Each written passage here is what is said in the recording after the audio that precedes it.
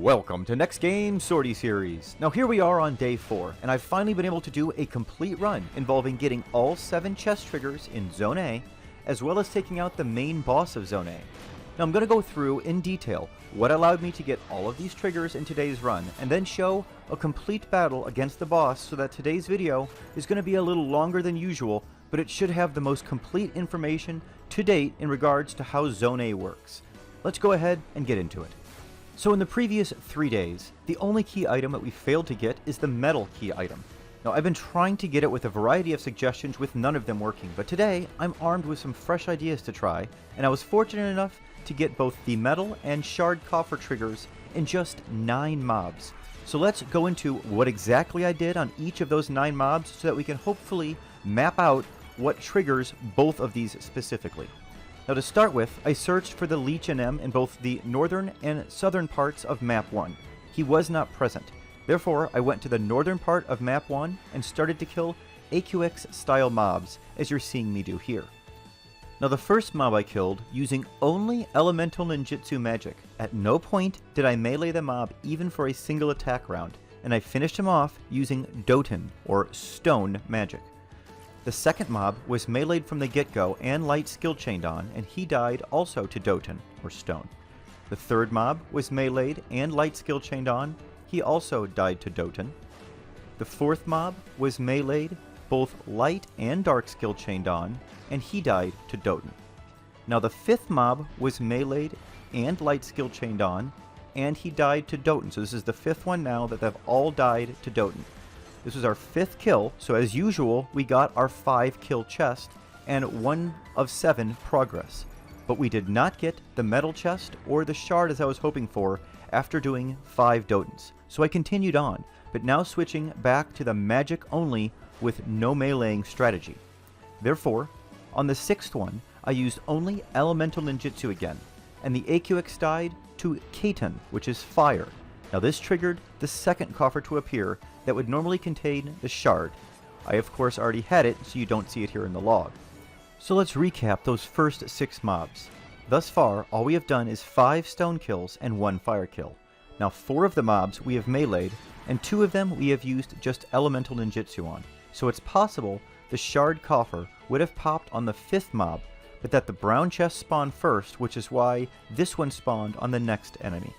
Now, I did not get the chest to spawn, the shard chest, on my last 2 runs, and I think it's because I was focused purely on magic burst damage, and I think Shantoto 2 on my first run helped me quickly get this. Therefore, I do think it might be just as simple as doing 5 to 6 kills of non-magic burst damage under 25,000, but more specific testing needs done. Now, onto the 7th AQX mob and our continued search for the metal key item. Now, the 7th one we once again took out using only ninjutsu, and he died to Doten once again, being stoned. On the 8th AQX mobs, we once again took it out using only ninjutsu, and once again he died to Doten. Now, on the 9th AQX mob, we once again took it out with only ninjutsu, and he once again died to Doten, stone. Now after this 9th mob was killed, to my amazement, the coffer that drops the metal key item spawned. Note this means that it is indeed triggered by the use of using only elemental magic to take out the mob, as this was exactly the 5th mob that I'd used only elemental magic to take out. A single melee hit seems like it will make it so that that mob does not count towards this total. Now a total of 5 of these kills are needed, and it doesn't appear to matter which element you use to kill the mob, but I'm going to go ahead and verify that tomorrow by using spells other than Doten. Now this may also mean that the ideal pattern would be to take out 7 straight northern mobs with magic damage, and you would then get chest on mobs 5, 6, and 7 with your ability to move on to map 2 having all of those objectives completed. But we're going to have to go ahead and try that tomorrow and see if that strategy really works out like that. Now that we had our last 2 key items, we are ready to take on the final boss. But first, we must finish getting all of the coffers to spawn. I start by finish clearing all of the entire northern area of AQX mobs, and I still don't see the Leech NM. So I head to the southern part of Map 1, and on the way, I find the Leech NM coming out of the passages in the middle of the map. so make sure you're looking everywhere for him on this map, not just in the northern and southern sections. Now I quickly killed the leech for the third time now, and sadly, for the third time he once again did not drop a sapphire for me, even though I used Treasure Hunter for both the kill and the opening of the coffer. I then headed to the A door that spawns the next coffer objective, and then rested just beyond that door for a 6th objective. All we need to do now is use a self-enhancing spell at the device on map 3, and we are ready to take on the final boss of Zone A. However, I wanted to farm extra mobs in hopes that it would weaken this boss further, so I killed all of the leeches that were in the above area in map 2, and all of the heck dies in the large room in map 3. I then quickly headed for that device to get my 7th coffer, and then ran for the final boss's device that we found in episode 1. Note, at this point I had roughly 20 minutes left. This brings us to the NM fight itself, which I actually found to not be overly challenging after obtaining all 7 of the coffer trigger objectives, but it also wasn't exactly a pushover as I spent a good deal of time in yellow hit points. Now I was using the same trust that I used to get all of my coffer triggers, which included Sylvie for haste cap and cures, Star Sybil and Cornelia for elemental magic buffs, and Monborough and Yignis for cures. Another solid group for this fight would be Yoran, Joachim, Kurumoru, Sethus, and then for that 5th slot either Monborough or Yignis. Now in regards to preparation, I had Rolandberry Dofuku up as my food, and had Store TP, Subtle Blow, and Enmity buffs up. I also made sure that Migawari was up 100% of the time for this fight, and I turned if at any time it went down, as the first time I fought this mob, he did 15,000 and 30,000 damage to me in 2 different occasions with 2 different abilities.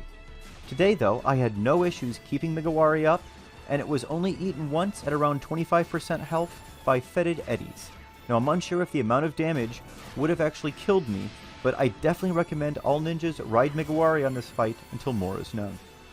Now for damage, I tried both 2-step light skill chains with Magic Burst and 4-step skill chains.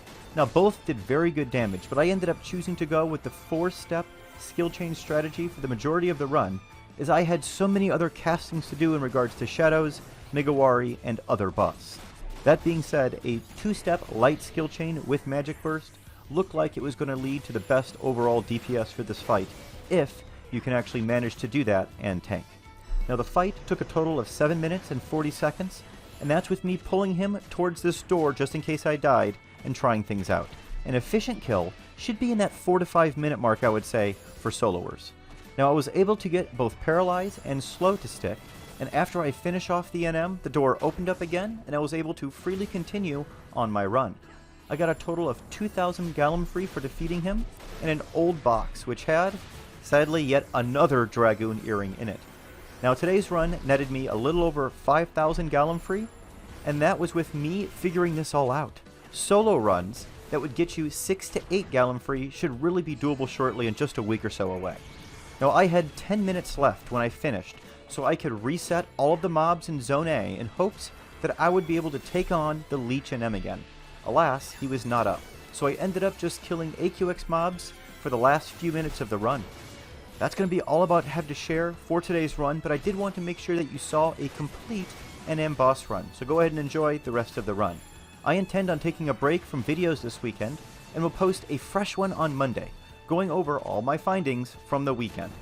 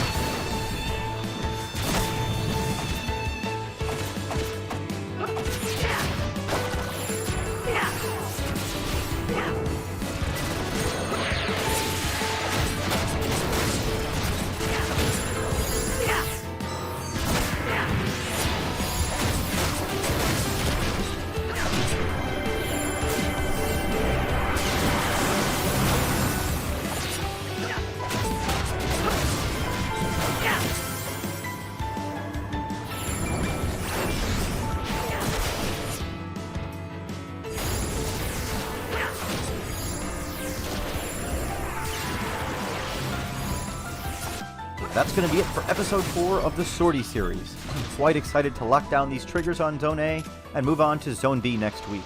If this is your first visit to my channel and you enjoyed the content, please be sure to click the subscribe button under the video and the bell icon next to it to be notified when my future videos are released.